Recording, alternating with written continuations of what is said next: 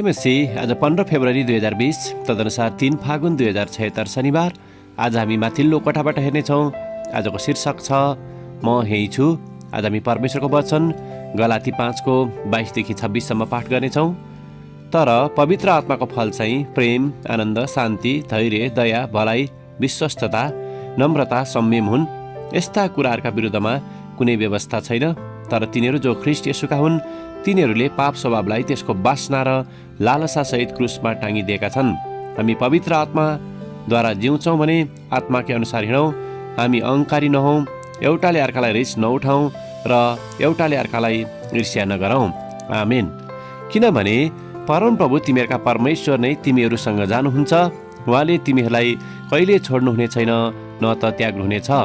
व्यवस्था 31को 6लाई लेखक यहाँ जोड दिनुहुन्छ अनि लेखक आफ्नो अनुभवलाई यहाँ यसरी वर्णन गर्नुहुन्छ।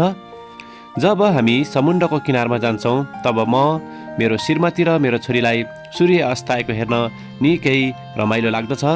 एक साँझ हाम्रो छोरी भिक्टोरिया बालुवामा बसिरहेकी थिइन् र म र मेरो श्रीमती अलि टाढा एउटा बेन्चमा बसिरहेका थियौँ। हामी अलि टाढा बसेका छौँ भन्ने कुरा मेरो छोरीले त्यति बेला थाहा पाएकी थिइनन्। हामी चुप लागेर त्यो रातो सूर्य अस्ताएको हेर्दै थियौँ। अँध्यारो भएपछि हाम्री छोरीले हामी उनको नजिक नभएको कुरा जब थाहा पाइन् तब उनी डराउँदै हामीलाई बोलाउन थालिन्। जब हामीले त्यो बेन्चबाट आवाज दियौँ तब उनले भनिन्, मलाई लाग्यो कि तपाईँहरूले मलाई छोडेर जानुभयो। मेरो श्रीमतीले उनलाई जवाफ दिइन्, हामी यही छौँ छोरी, हामी तिमीलाई कहिले छोड्ने छैनौँ। त्यो कुराकानी गर्दै गर्दा मैले हाम्रो जीवनलाई एकपटक फेरि सम्झिएँ। हाम्रो जीवनको अँध्यारो परिस्थितिमा हामी एक्लो भएको महसुस गर्दछौँ र डरमा पनि जिएका हुन्छौँ। जब हामी परमेश्वरलाई सहायताको निम्ति पुकारा गर्दछौँ तब परमेश्वरले सधैँ यही भनेर हामीलाई जवाफ दिनुहुन्छ, म यही छु, म तिमीहरूलाई कहिले छोड्ने छैन। आमेन।